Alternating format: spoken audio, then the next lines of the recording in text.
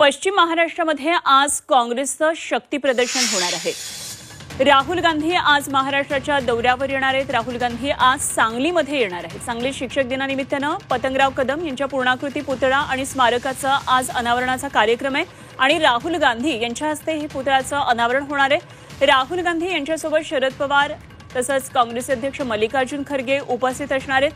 कडेगाव इथे राहुल गांधींची जाहीर सभाही होणार आहे। त्यामुळे शरद पवार आणि राहुल गांधी सत्ताधाऱ्यांवर आज काय टीका करतात हे पाहावं लागणार आहे। राहुल गांधी यांचा हा महाराष्ट्राचा दौरा नेमका कसा असेल त्यावर आपण एक नजर टाकूया। केंद्रातले विरोधी पक्षनेते राहुल गांधी आणि काँग्रेसचे महत्त्वाचे नेते राहुल गांधी आज सांगलीत आहेत। नांदेडला ते आधी 9:45 पोहोचणार आहेत। वसंतराव चव्हाण यांच्या कुटुंबियांची ते भेट घेणार आहेत। तर सांगलीमध्ये ते दाखल होत आहेत 12 वाजता। 12:30 वाजता पतंगराव यांच्या पूर्णाकृती पुतळ्याचं अनावरण त्यांच्या हस्ते होणार आहे। तसंच साधारण 1:15 वाजताच्या दरम्यान बैठक होणार आहे। कडेगावमध्ये जाहीर सभाही होणार आहे याच ठिकाणी। आमचे प्रतिनिधी प्रताप नाईक राहुल गांधींच्या या दौऱ्यावर लक्ष ठेवून आहेत। आपण थेट जाऊया प्रतापकडे। प्रताप, राहुल गांधी विरोधी पक्षनेतेपदाची जबाबदारी स्वीकारल्यानंतर पहिल्यांदाच महाराष्ट्रात येतात आणि येणाऱ्या विधानसभा निवडणुकांच्या आधी येतात। वैशिष्ट्य काय नेमकं, तयारी कशी दिसतीये सांगलीमध्ये आणि कशा प्रकारे सांगलीमधला कार्यक्रम असणार आहे राहुल गांधींचा?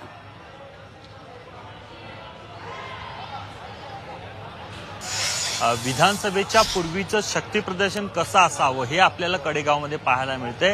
आपण पाहतो की या कडेगावमध्ये दिग्गज मोठ्या प्रमाणात त्या ठिकाणी तयारी करण्यात आलेली आहे।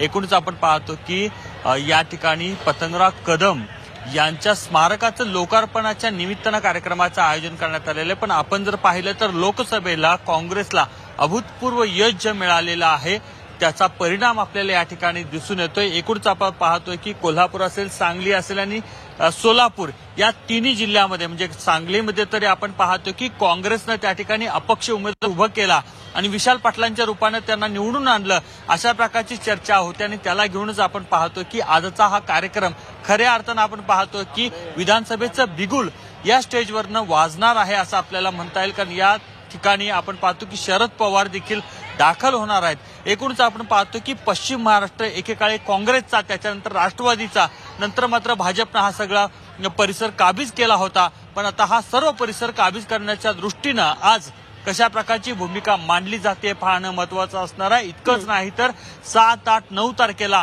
महाराष्ट्रात जागा वाटपाच्या फॉर्म्युलेची चर्चा होणार आहे। तत्पूर्वी आपण पाहतो की शरद पवार, राहुल गांधी हे एकत्रित दिसणार आहेत आणि त्याच ठिकाणी त्याची चर्चा काही होऊ शकते अशा प्रकारचा अंदाज बांधला जातोय। एकूणच आपण पाहतो की काँग्रेसनं आपली रणनीती जी आहे ती बदललेली आहे। ती सांगलीच्या लोकसभेच्या निवडणुकीच्या वेळेला ज्या घडलेल्या घडामोडी आहेत, कारण विश्वजित कदम हे या ठिकाणी विशाल पाटलांच्या पाठीमागे उभे होते आणि त्याचबरोबर कोल्हापुरातून सतेज पाटलांनी देखील मोठ्या प्रमाणात रसद पुरवली होती अशा प्रकारची माहिती आहे। त्यामुळे एकूणच आपण पाहतो की राहुल गांधी पहिल्यांदाच महाराष्ट्रात येतात आणि ते देखील कडेगावमध्ये अशा प्रकारे मोठी सभा घेतात।